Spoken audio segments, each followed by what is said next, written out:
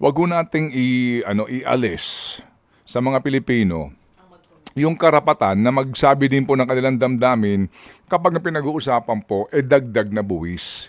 Ang sinasabi po, mamaya meron tayong makakausap dito at ang ating pag-aanalisa, na totoo naman, kumbaga in-expand lang nila yung coverage ng 20% final withholding tax dito po sa mga savings o deposit sa mga bangko. Totoo naman yun.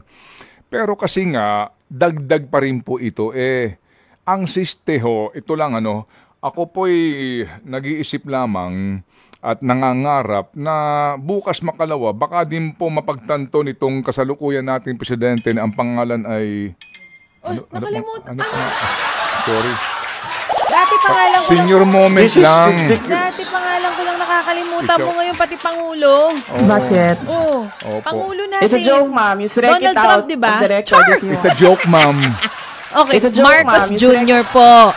Huwag Kasi, ganun. Ayaw ni First Lady niyan. Tuloy. Magkano ang kanilang proposed budget for 2026? 6.793 trillion pesos. Halos? Pag-aambag-ambagan natin, halos 7 trillion pesos. Okay. Next year, 2026 budget. But don't forget, ang sabi nga po ng Malacanang, ito ay para sa pagpapabuti ng buhay ng bawat Pilipino. Alam niyo mga kapatid, siguro sa pagtansya lang po natin, na naman halos 60% o 50% uutangin na naman dyan. Kung hindi po magagampanan ng mga collection agencies ang kanila pong mga target. No? But basically po, ganyang kalaki ang perang pag-aambag-ambagan natin, bubunuin natin. Pero kailan pa tayo nakarinig na ang gobyerno o mismo yung head of agency o mismo presidente nagsasabi na pwede ba magtipid-tipid tayo? Wala pa ho tayong narinig na sa kasalukuyang proposed budget, ito ho kasama sa aming reforma kasi sinasabi nila hindi na mauulit yung pambababoy na ginawa nitong mga yun. Diba? Yung talaga namang forthwith mambababoy ang ginawa nila sa pambansang budget. Diba?